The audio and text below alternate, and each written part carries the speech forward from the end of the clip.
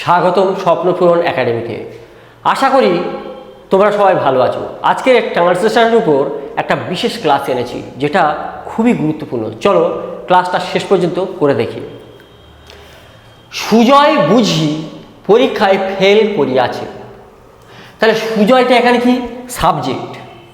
সুজয়টা subject মানে কর্তা।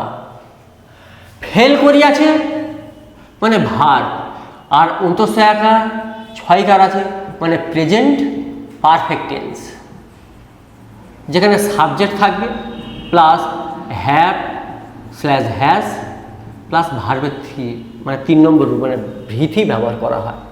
আর বুঝি, বুঝি এইটা হচ্ছে অ্যাডভার্ব। বুঝি কথা অর্থ হচ্ছে অ্যাডভার্ব।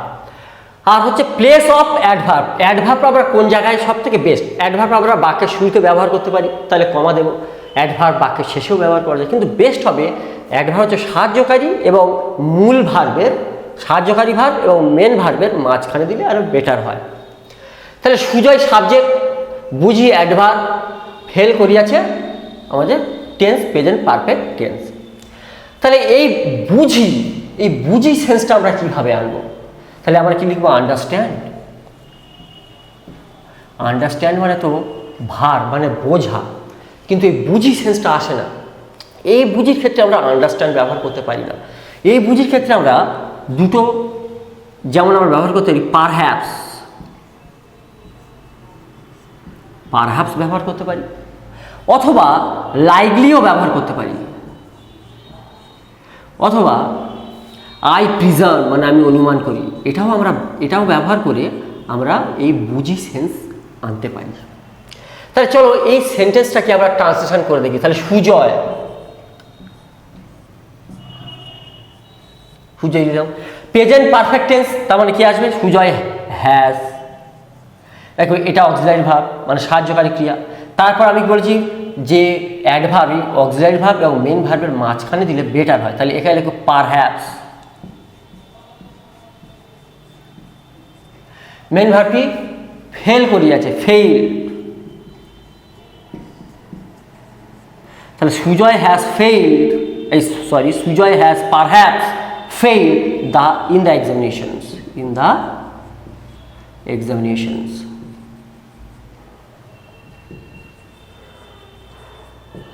অথবা আমরা এটাও লিখতে পারি যে Sujoy has likely failed in the examination, এটাও করতে পারি। অথবা আমরা এটাও লিখতে পারি Sujoy has failed in the examinations,